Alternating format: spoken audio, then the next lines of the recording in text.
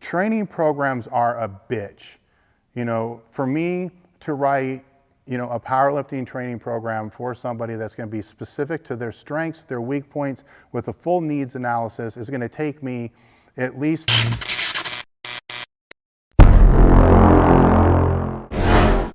I've done very little online training, so I'm going to be upfront about that. I've done a lot of personal training. I've done a lot of coaching. I've done a lot of consulting.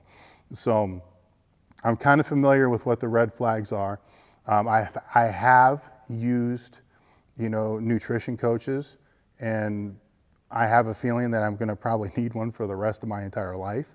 I don't have very good luck doing this shit by myself. And so I know my responsibilities going in. So let's go from the nutritional standpoint first. When you hire somebody to help you with your nutrition, I'm going to assume that you've done your due diligence and you've hired who you feel is the best person for you. That you're not just going off one blind referral, or you're not going off, before and after shot that you see on Facebook or some other shit. That you've actually done some due diligence to determine if this person is going to be the right fit for you. What you need to understand going in is this is a professional relationship. So if they're going to tell you to do something, they're not only agreeing to be able to work with you, they're putting their own reputation on the line to work with you, which means that there's a responsibility on your part to protect their reputation as well. So if they're telling you to do something and then you're going around and you're doing everything completely the opposite of what they're telling you to do, that's extremely, extremely, extremely disrespectful to that person. Don't hire them. You're not ready for an online coach. Bail. Don't work with them, because it's a disservice, it's disrespectful, and it's a waste of their time. Don't make excuses. If you fuck up, they can make adjustments if you screw up every now and again. They expect you to screw up every now and again. If you're going to go, 10 weeks solid and never make a mistake, I'm going to tell you right now, they know you're lying. So now it's a matter of they got to figure out how to dial you in to wherever you want to end up being, knowing that you're not giving them the full truth. The more open you are and the more honest you are with them, the easier their job is going to be able to get you to whatever your end goal is. So you have to be transparent. You have to be honest. You can't, if you sneak a chip, tell them you snuck a chip. It's not that big of a deal. But don't bullshit them. It doesn't even make sense to me. Why would you pay somebody to help you and then bullshit them in a way that they can't help you? It's ludicrous. So that's your responsibility from that point, from the nutritional standpoint, is to kind of do what they tell you to do. And if you can't do what they're telling you to do, you don't like the food, you can't eat that much food, the meal timing's not right. There's hundreds of things that can go wrong. Just tell them. If they're good at what they do, they've already heard it before. They know how to work around it. They're not going to come back and say, well, just suck it up and do what I say.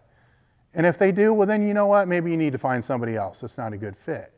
Now, the responsibility on their standpoint is, from my perspective, is to make sure they are treating you as an individual and they're not giving you some boilerplate bullshit that they're giving everybody else.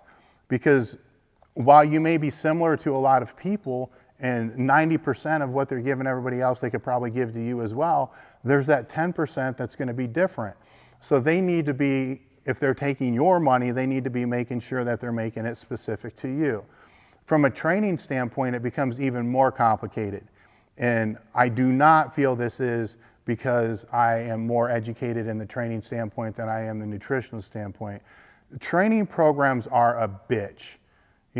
For me to write, a powerlifting training program for somebody that's going to be specific to their strengths, their weak points, with a full needs analysis is going to take me at least 15 hours to put together right and correctly. And that's before I even send the program out, and before I get videos back, before we do any adjustments.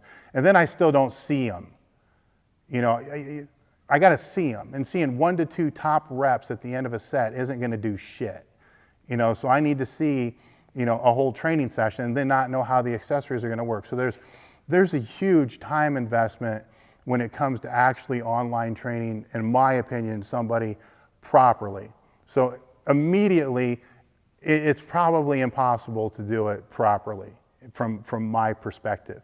So any online training is it's going to be condensed down.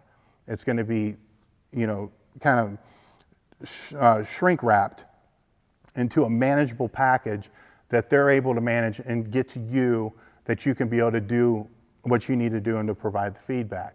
Once again, the same thing happens there. Don't bullshit the person. If the person tells you your squats are freaking high, put them lower next time. Squat lower next time. Because if you keep squatting high for 6 weeks of the 12 weeks that they're trying to help you, they can't fucking help you come meet time. They need to make adjustments based upon you doing the lifts properly. So that can be a good 40 pounds difference on your training.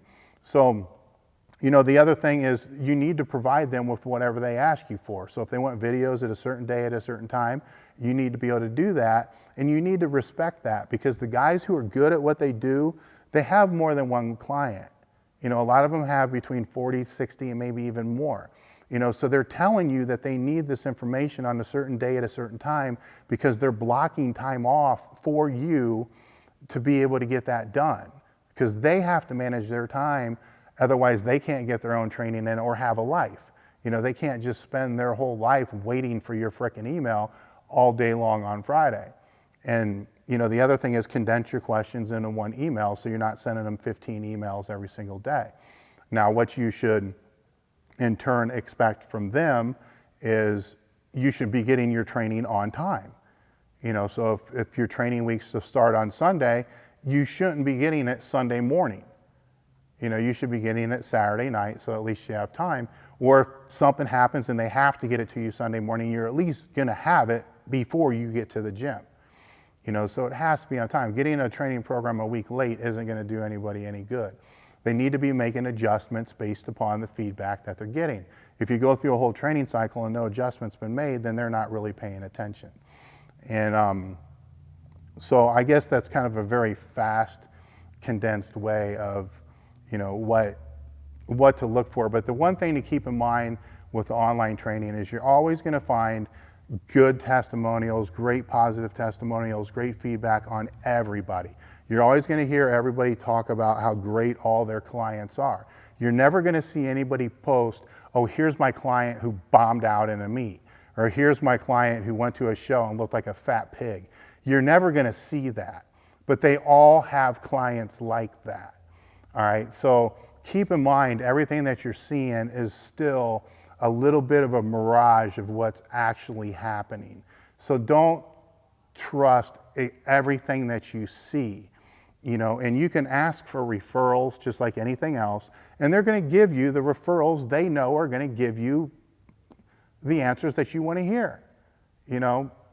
If you really are questionable on somebody, ask them for referrals on clients that left them.